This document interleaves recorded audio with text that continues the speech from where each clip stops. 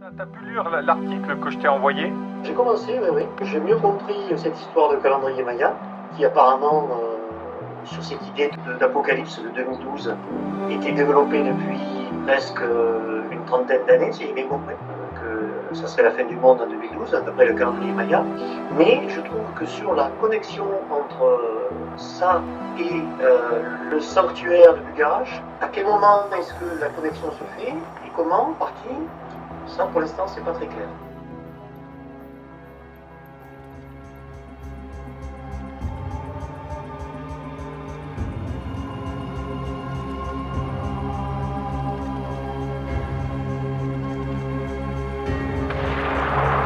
Le scénario dont il est question, on appelle ça une EMP en jargon technique, pourrait causer un effondrement civilisationnel à l'échelle d'un continent. Depuis quelque temps, des alertes de fin du monde sont relayées partout. Mais il y a quelques années, les médias parlaient avec ironie de ce Bugarach comme un refuge pour cette catastrophe du 21 décembre 2012. Comment une menace qui prend racine dans le calendrier Maya, le texte de l'Apocalypse de Jean ou dans la peur de l'an 1000 a pu être au cœur de la scène médiatique d'un si petit village. Pour la fin du monde, prends ta valise et va là-haut sur la montagne, on t'attend. Mets dans ta valise une simple chemise. Pour la fin du monde, pas de vêtements. Et mes photographies, laissez-les-là. Et ma boîte à outils. Oui, mais c'est pour... Pourquoi? Dans mon épisode, les gens qui regardent, certains m'ont dit « Mais c'est quoi l'histoire de Bugarach ?» Ils ne comprenaient pas pourquoi il y avait eu tout ce phénomène. Oui, mais là, vous faites un truc sur les Qatars ou vous faites un truc sur quoi? Je ne me rappelais pas d'avoir parlé d'un film sur les Qatars à Jean-Pierre Delors. Mais c'est vrai que lorsque je me suis rendu la première fois dans la région audoise, rejoindre Charlie Sanson pour une rencontre de chercheurs, au printemps 2012, je réfléchissais beaucoup plus à faire un truc sur les Qatars que sur la fin du monde à Bugarach. Mais puisque c'était dans l'air, j'en parlais à Charlie, qui m'indiqua où trouver le Bugarach et me parla alors du lien avec Jules Verne. Finalement, c'est Charlie Sanson, le premier que j'ai rencontré, qui m'a parlé de Bugarach, qui m'a donné son livre. Vous avez écrit ce petit livre, oui. C'est synthétique. Oui, je l'ai là, je peux vous le faire voir.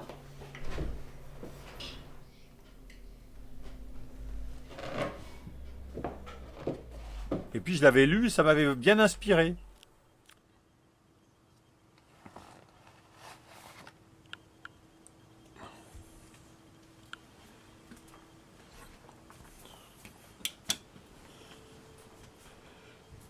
Oui, en fait, il était là, dans ma bibliothèque. Je l'ai lu quand Charlie me l'a donné. Vous savez, moi, je commence à me rappeler, en fait.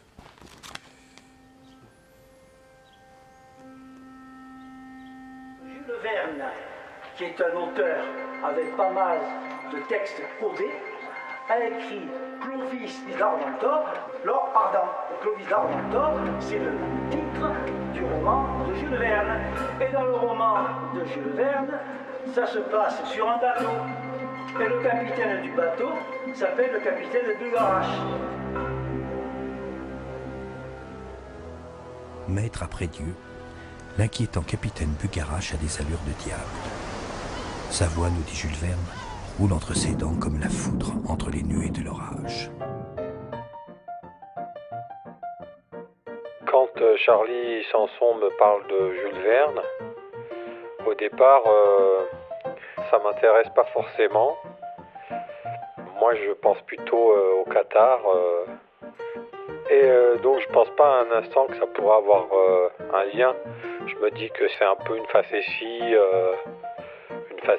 de son livre et que bon, Jules Verne à Bugarach, il n'y a pas de raison, quoi. Donc je m'intéresse pas du tout à ça, jusqu'à ce que je tombe sur le bouquin de Michel Lamy. Où il veut nous emmener, là, Jules Verne? Je crois qu'il veut nous faire remarquer déjà que c'est un mont sacré. Est-ce que vous êtes allé voir souvent le Bugarach? Est-ce que vous avez vu les nuées qui naissent toutes seules, spontanément, dans un ciel bleu au-dessus de lui? Ben oui, ça fait 8 ans que je visite les alentours de Bugarache. Mais si Jules Verne évoque d'abord pour moi une période de mon enfance, je ne voulais pas lire. J'étais en opposition. C'est mon grand frère qui, pour m'inciter, m'a raconté des passages qui l'avaient le plus captivé.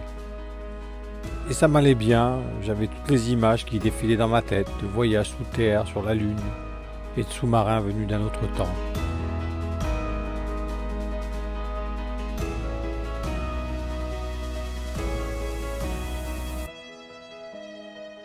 Le paradoxe de Jules Verne, c'est que c'est une œuvre destinée à la jeunesse, mais contenant des messages pour les adultes. Alors ces messages, ils sont cachés, ils sont parfois à découvrir dans les textes.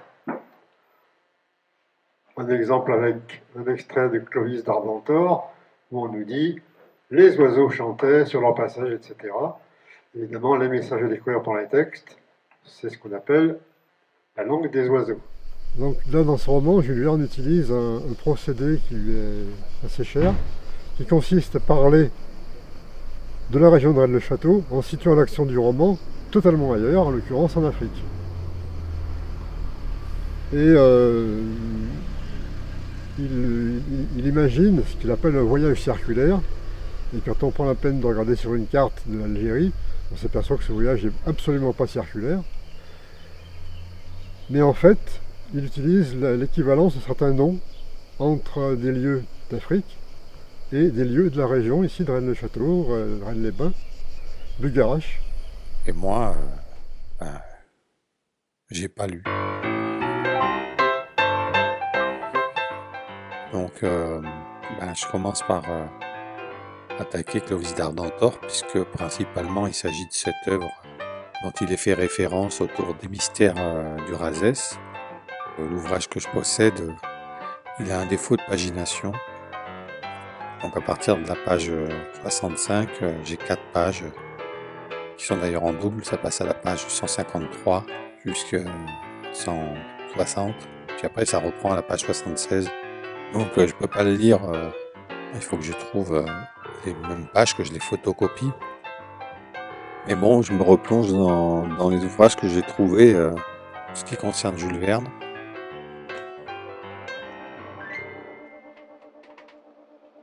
Jules Verne, il a toujours ce souhait de partir d'une base scientifique et technique, et ce n'est qu'après que les rouages de l'imagination se mettent en marche. Ce qu'on considère de Jules Verne comme un précurseur de la science et de la science-fiction, c'est peut-être totalement insuffisant. Finalement, il a apporté autre chose que justement on a ignoré.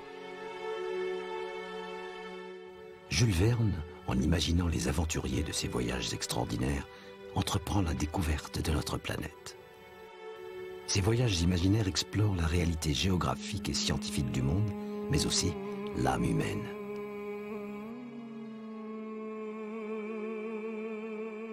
Voyez comme tout respire la paix ici. La mer, c'est la grande vérité. La mer est le vaste réservoir de la nature que je sillonne à ma guise. Voyez-vous, à la surface règne la terreur et la faim. Partout y règne aussi l'iniquité et l'injustice. On se bat, on se dévore, on se taille en pièces. Mais à 20 pieds à peine sous la frange des vagues, le mal est noyé et son influence s'efface. Jules Verne semble faire allusion à la montagne. Il semble d'autant plus faire allusion que les capitaines, c'est un hameau qui est tout proche du massif de Bugarache. Donc on a là un premier élément qui nous laisse penser que ce n'est pas un hasard s'il cite ce nom de Bugarache.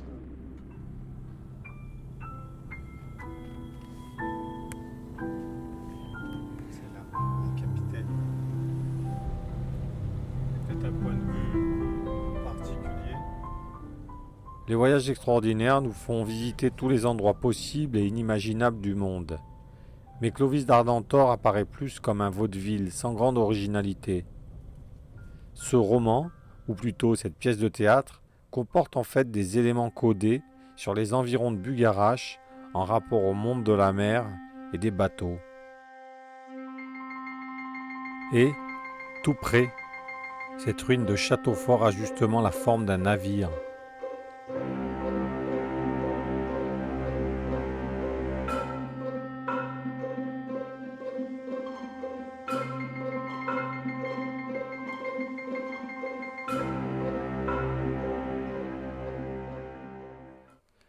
En regardant sur internet, je découvre qu'il y a des graffitis justement dans le château de Bugarache. Et sur ces graffitis, j'aperçois un bateau. Je me rappelle qu'il y a aussi dans l'église un vitrail assez curieux.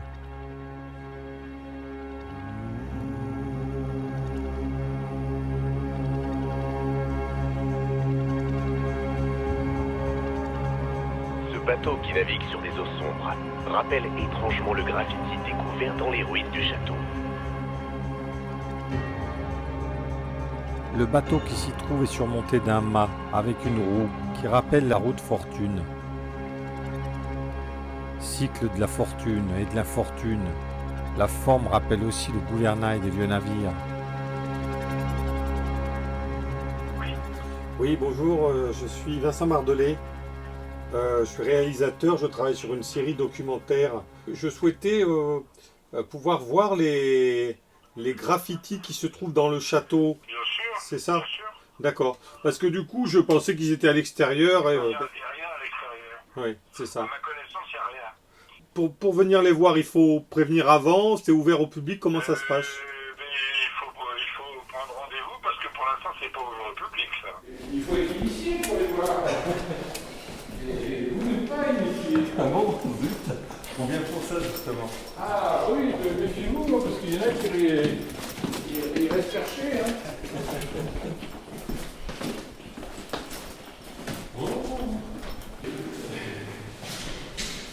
Ah, je pense qu'on approche du trésor. Donc c'est à vous. Dans un vieil article du Midi Libre, il est fait mention de la découverte de ces graffitis. Répandus sur 2 pierres, ils pourraient avoir été faits par des cathares emprisonnés, comme semble l'indiquer Marie-Louise Durand, qui en avait fait la découverte.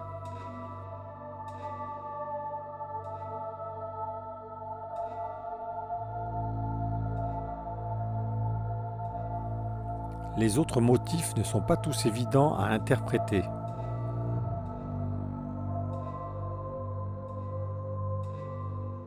Cette sorte de boule surmontée d'un motif en croix pourrait faire penser à une lanterne ou à un coffret, si ce n'est la proue ou la poupe d'un plus grand bateau, d'où serait sorti celui tout à côté, plus petit. Mais il y a un lieu qui s'appelle ici, un hameau, qui s'appelle Les Capitaines. Les Capitaines, oui. Alors alors oui, on y est passé, on essayait de savoir un peu, mais qu'est-ce que vous en pensez, ça? Oui, je pense rien, moi. Je ne fais que... comment dirais-je? Bon, je vous l'ai dit, ça alimente le rêve. Ouais. Oui, c'est vrai que c'est marrant, et donc c'est pour ça que le capitaine Bugarache. Hein? Peut-être. Oui, peut-être. Donc un esprit imaginatif comme Jules, il avait déjà tous les mots, il avait fait des reliés. Oui. Et la vialace qui est une forme de bateau.